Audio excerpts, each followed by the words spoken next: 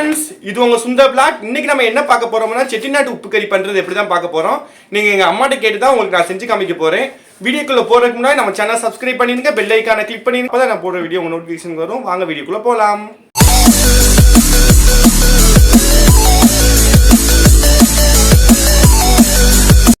அடுப்பை ஆன் பண்ணிக்குவோம். பண்ணிட்டு கடாய் வச்சுக்குவோம்.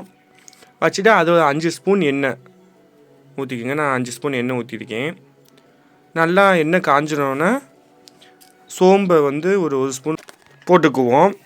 அது நல்லா கொஞ்சம் செவந்து வரட்டும். அந்த சோம்பு நான் கொஞ்சம் நல்லா செவந்து வரணும். கொஞ்சம் வெயிட் பண்ணுவோம்.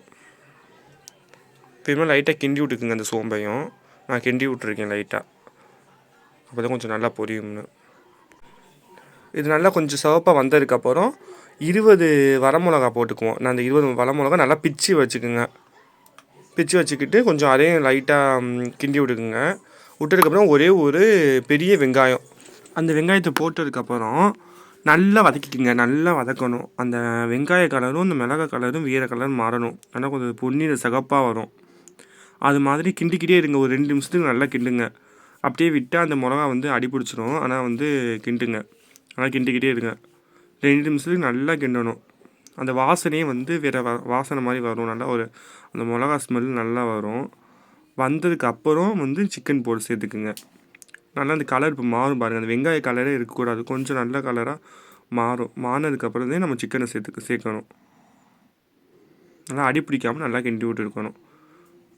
நல்லா நான் இப்போ கிண்டிக்கிட்டேன். இப்போ என்ன பண்ணணும், இப்போ சிக்கனை நம்ம சேர்க்கணும். சேர்க்கறதுக்கு முன்னாடி நல்லா சிக்கனை அலசிக்குங்க.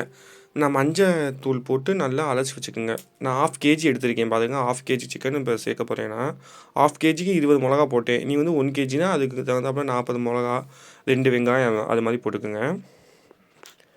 நான் இப்போ நல்லா அந்த சிக்கன் அதில் சேர்த்துக்கிட்டேன். சேர்த்துட்டு நல்லா அதையும் கிண்டி விட்ருங்க. நல்லா அந்த சிக்கனும் மிளகாவும் நல்லா ஒன்று சேர்கிற மாதிரி நல்லா கிண்டி விட்டோமா.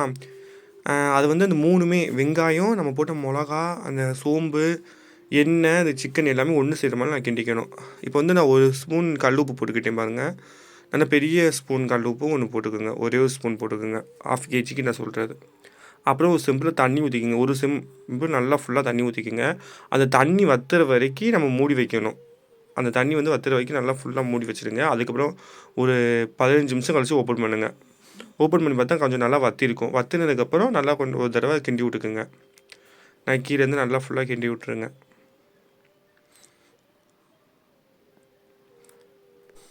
அந்த சிக்கன் கொஞ்சம் நல்லா வத்திரும். வத்தினதுக்கப்புறம் சீரகத்தூள், சோம்புத்தூள், மிளகுத்தூள் 3ஐயுமே ஆட் பண்ணிடுங்க. அந்த சிக்கனில் ஆட் பண்ணிவிட்டு அதையும் நல்லா கிண்டி விட்டுக்கிட்டே இருந்துருங்க.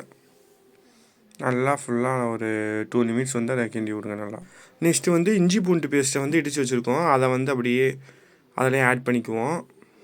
அதே மாதிரி எப்படி சீரக சோம்பு அந்த தூள் போடும்போது எப்படி கிண்டுறோமோ அதே மாதிரி இதுக்கையும் ஒரு தடவை கிண்டி விட்ருங்க. இதையும் நல்லா போட்டு அதில் நல்லா ஃபுல்லாக மிக்ஸ் ஆகிற வரைக்கும் நல்லா கிண்டிக்கிட்டே இருங்க. ஃபைனலாக சிக்கன் இப்படி தான் இருக்கும். ஒரு ப்ரௌன் கலரில் வந்துடும். நல்லா வத்தினதுக்கப்புறம் ஒரு ப்ரௌன் கலரில் வந்துடும். பாருங்கள் எப்படி இருக்குன்னு. ஃபைனலாக அப்படி கடைசியாக கொத்தமல்லியை தூவி விட்டுக்குவோம்.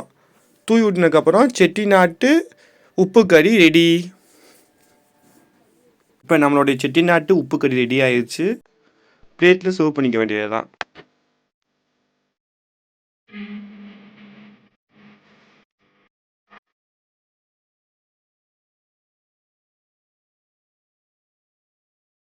ஹாய் காய்ஸ், நம்ம செட்டிநாட்டு உப்பு கறி ரெடி ஆயிடுச்சு. வாங்க டேஸ்ட் பண்ணி எப்படி இருக்குன்னு நான் சொல்கிறேன்.